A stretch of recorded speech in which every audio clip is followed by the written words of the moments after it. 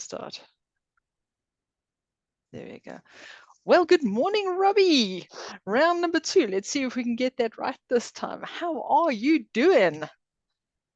I'm very good, and you, Michelle. Thank you very much for having me on again.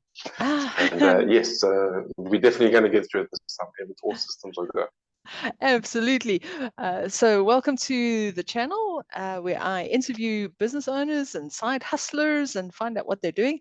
And if you're wondering why we're saying again, our first attempt, we had some technical glitches with Robbie's visuals going wing the whole time. Very, not even Star Trek or Star Wars, beam me up, Scotty. That was the one thing that came to mind with all those interruptions we had on that one. So we decided that's the advantage of recording, is that you can re-record it if you have to. So Robbie, I'm going to ask you, your brief backstory. So you're all about cook, eat, and repeat. I was looking at your Facebook page. I have to stop looking at your Facebook page because otherwise I start drooling at all that gorgeous food. But why food? Of all things you could have been when you grew up, why did you choose food? I blame it on my heritage, really. So I come from an Italian family. Okay. Well, Italian South African family, and both his sets of grandparents, really were masters in the kitchen. So Okay. my mother's parents had a farm, so I grew up on. Well, we spent a lot of time on the farm, and then Nice. obviously raising animals and being able to eat those animals. And then on my father's side, the Italian side was also just basically spending time in the kitchen. Mm-hmm. And then my uncle's been in the hotel industry his whole life, and I just liked it, and I had a bit of an aptitude or a capability for it. So Mm-hmm. after school, I decided I did my hotel school, and then got involved in some restaurants, then Mm-hmm. went overseas to the UK, Nice. and got involved again with a very well-known restaurant chain in South Africa, and did operations and opened restaurants for them. And then got married to a Venezuelan girl in London. Mm-hmm. Moved to Venezuela. We had our own industrial catering business there. Wow. Okay. And came back to South Africa, again in restaurants. And then when COVID came, we had to adapt and do something a little bit different. Yeah, that And definitely by that stage, hit that industry really hard, hey? Very much. And fortunately, I had some contacts that during lockdown, they obviously couldn't go out, so they wanted to do catering at home. Mm-hmm. So I went into their homes, did catering, and then through their friends, I got other referrals and more business. And then it just kind of snowballed for the next 18 months through the various stages of lockdown. And, one of them said, you should actually make a bit of a business out of this. So it's a very different And model that's exactly what I did. Yeah. Well, it's a forced model, but sure, it had to be done that way. And a boer maak 'n again, plan. fortunately for me, COVID, 100%. So COVID was pretty good for me because it kind of made me do what I'm doing now. And on top of that, apart from the in-home catering and corporate catering and birthdays and weddings and whatnot, I also do cooking classes for adults and kids. Okay. And I've got a prepared meal and frozen meal range. Okay. As well as a pasta range and pasta sauces and condiment sauces, bottle sauces, which I've just had an offer now to export. So wow, that's what I'm busy with now. So yeah. It's just gone well. I mean, sauces are quite interesting. I mean, I've just recently learned the trick of white sauce. How I've gotten to this part in my life without getting that right. But have you though? Well, I figured out that with a wooden spoon, it doesn't work that well. With a whisk, works a lot better for me. I don't know if that's a known trick, but it certainly helps me for sure. The whisk is a very interesting invention because it was created in the early 1900s by a crazy Frenchman, and it's there to remove lumps. Okay. So as soon as you start whisking, you're creating that centrifugal force, Mm-hmm. and it's not allowing the flour and the butter to coagulate and stick together.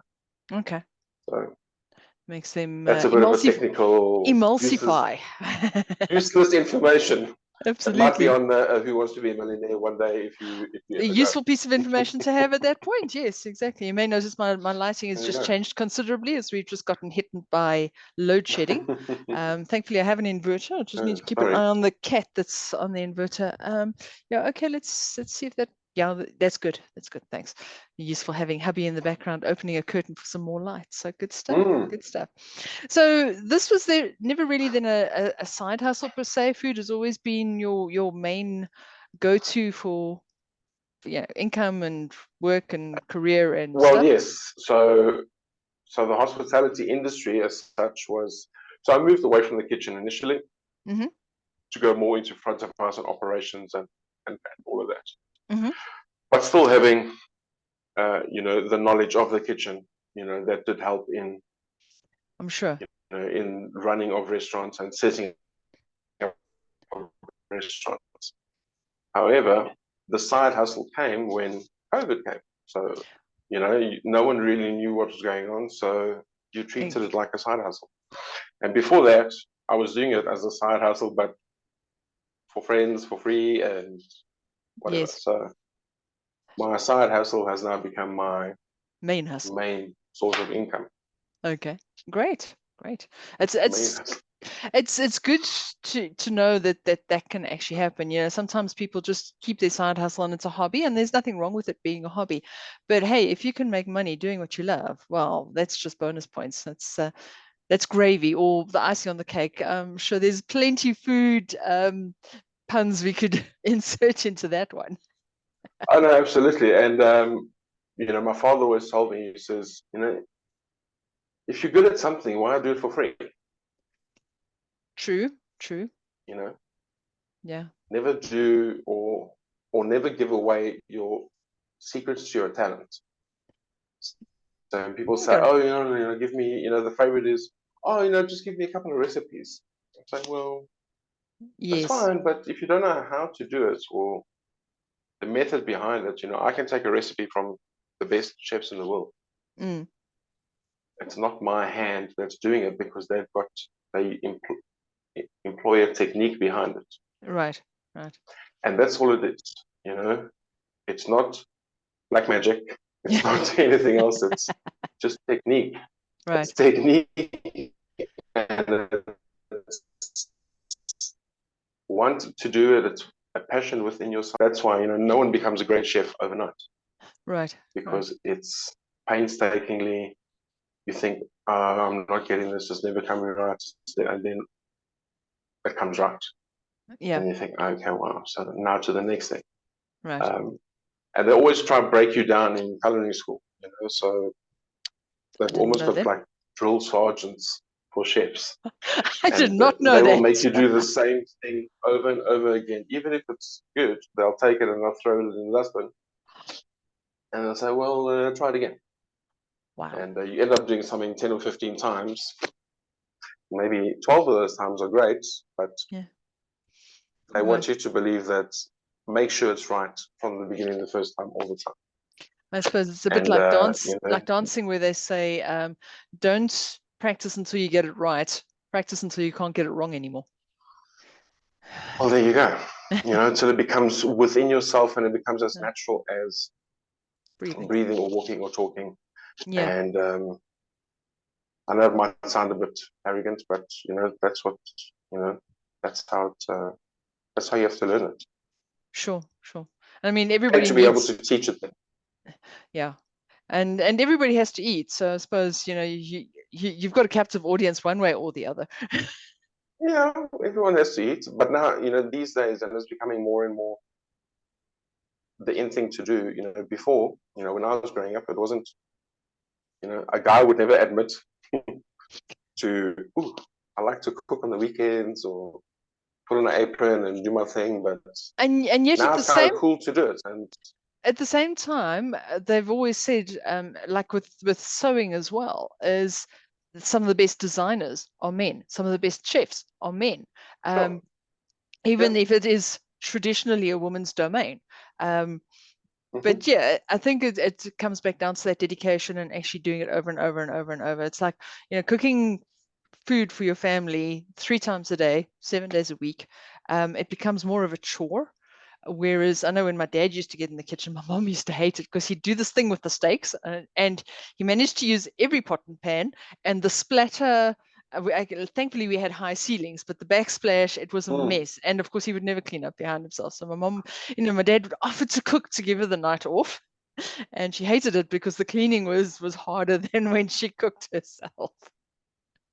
And that's the thing, when people cook every day, they get locked into a routine and they do the same Exactly. thing over and over again. Yeah. I'll bring up my father again. We have this running battle where he says, "Oh, what can I get for tonight?" And I say, "Well, I don't know. I don't know what's in the shop." And he's like, Yeah. "What do you mean?" So, well, I need to go see what's there, Yes. because I'm also used to going to, a store every day or a market or whatever, and seeing what they have fresh. Right. And then by walking around and looking at ingredients, I can say, okay, I can do I this, I can can do do that. this with that. I can have these veggies. Oh, that looks nice. That's different. Um, and just buy things impulsively and start working out the dish in your head. Right. And then when you get home, you start laying it out. But Yeah. I always try to keep it, because I don't want to get into that routine where it's The same thing every day. automatic, because then there's no passion in it. Sure. And I do believe that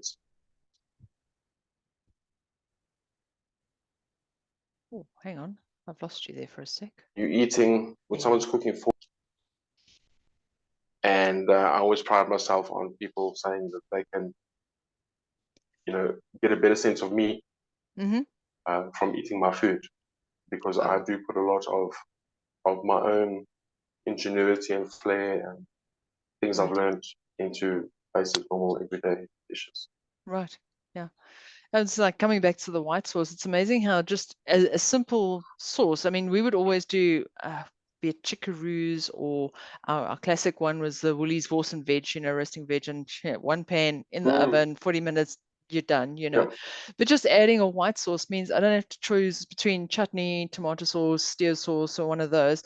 Adding a white sauce with some cheese and I know what's in it. All those other bottled things, right. until you start reading the labels closely, you don't actually know really what's in them and whether it's actually something you want to be using. And like with Bruce, has got such a severe allergy to anything chili or spicy or anything burny. Mm, I'm literally his taster, his official food tester. Um, and even some of the marinades. I mean, the one time we went to a restaurant and we were having cleftico, and we were mm. looking forward to it, and we started eating it, and Bruce said, "There's something burny in this," and we ended up calling the chef over, and it turns out that in a 10-liter marinade he'd put 3 teaspoons of chili. Now, you might not, the average Oh, person won't taste it. Bruce tasted it, and he had his allergic reaction, 3 days on the toilet as per usual. But most people don't think about it, and being in the health and safety industry, he's like, it's a known allergen. You've got to list your allergens and what have you. So he chucks the book at them. absolutely. But when you're And cooking it also yourself, you know what in you that recipe, there shouldn't be any chili whatsoever. exactly. He just decided to zhuzh it up a bit. So, Oh, yeah, nice. Thanks for side letting me effects. know.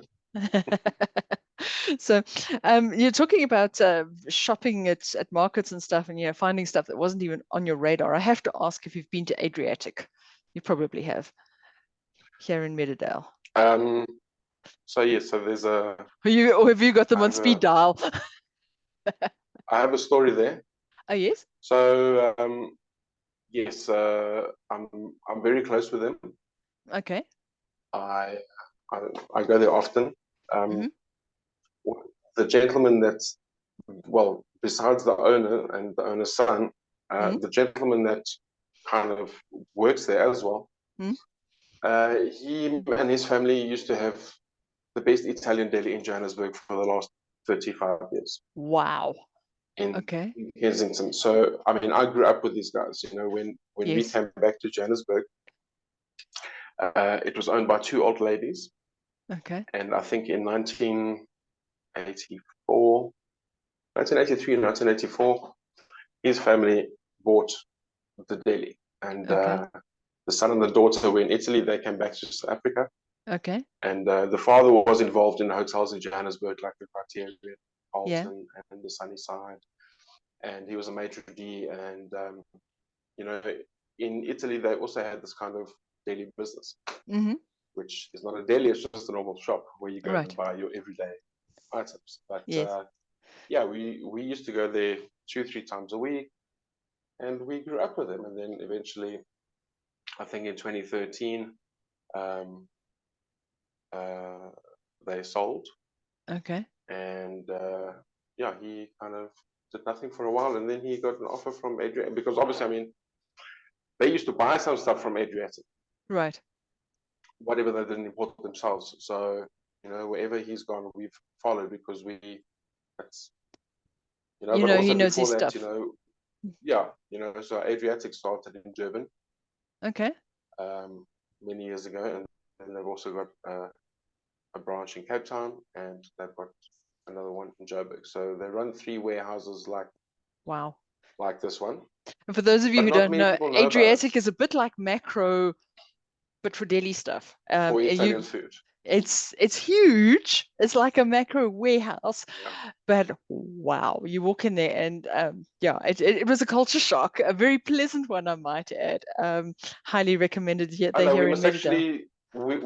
We must actually go there together. We can maybe get a little bit extra special treatments and have some tasters there. But yeah, they do great, you know, great ranges of pasta, tomatoes. Yes.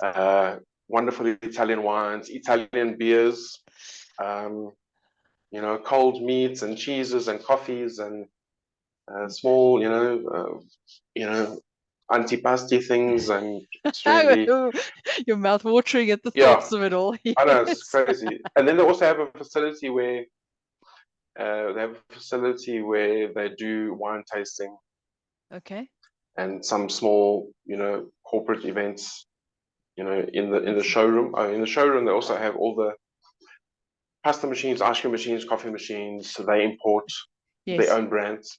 Well, they have brands affiliated with their company, and they sell all those goods behind the scenes. Lovely. And yes, they also sell the premium ingredients for ice cream making. All the ingredients from Italy for the best ice cream that you can ever make. And note to self, Michelle, don't interview people on food again. You make your mouth water. You can lose yourself. No. Yeah. Next time we should actually do like an interview there. Well, now we're talking. We just need to get the permissions, but it sounds like you know the right people to ask.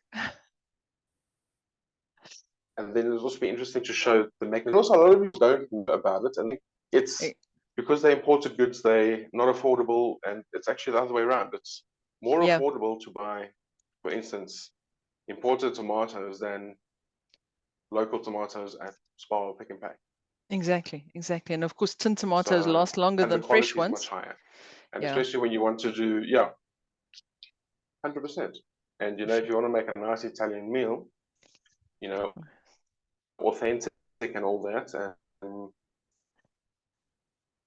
you know, you're gonna have a great plug for Adriatic. I need to let them know so they give me a discount. Sounds like a plan. So, Robbie, I want to ask if people want to get in touch with you to have you come and cook a meal in your home or do lessons, where would be the best place for them to get a hold of you? They can find me on Facebook. Okay.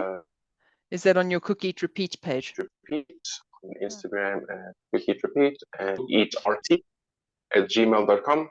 Yeah, or you know, they can WhatsApp me. I'll provide my Your details, okay. Well, actually, my phone number is on my Facebook page. Okay, cool. What I'll do is I'll put So they can get all it that there. information in the details below this little video clip, so it's easier for people to find, so not a problem. Alrighty. Is there any words of Great. wisdom that you would want to share with people regarding cooking, eating, repeating? The only words of wisdom, again, it's, you know, whenever I do cooking lessons, people go, oh, is that it? It just seems so much more complicated. And it's not complicated at all. It's, you have to have a passion for it. You need to want to do it. Yeah. And you just need to follow the process. Right. Follow the process. And once you've got those basics right, you can then start adding your own personal touches. Flavor and flair. But, you know, I also love to, yes, you know, and you see it in people's eyes, you know, when they start getting it right. And, you know, it's about empowering people and not making them afraid to be in the kitchen, to cook a meal for your family. You know, what's a better expression of love than cooking a meal for the people you care about? Sure. I know my mom And, always used to you say know, that the best eggs you'll ever eat was the first eggs you've ever made yourself. But they're never the same the second time onwards. But if you've never made them before, then yes, sometimes the best ones you make are the first ones you make for yourself. Are you there? Are you still there? I've lost you. Okay, well, we seem to be having some connectivity issues. So what I'm going to do is say, I've lost him completely. If you would like to be interviewed on this channel, Robbie, you're coming back now. Here we go. it was There you too are. good to be true. You're checking me out, are you? Okay. Well, Robbie, thank you so much for being on this recording. Thank you And for having me. as soon as I've got this all posted, I'll send you the link. And if any of you would like me to interview you for your side hustle, or bonus if it's become your main hustle, drop me a comment below and let's set it up. And Robbie, I'll be seeing you tomorrow. So look forward to that. And we'll keep in touch. And now let's figure Thank out you very much, Rochelle. Have a great day. only a pleasure.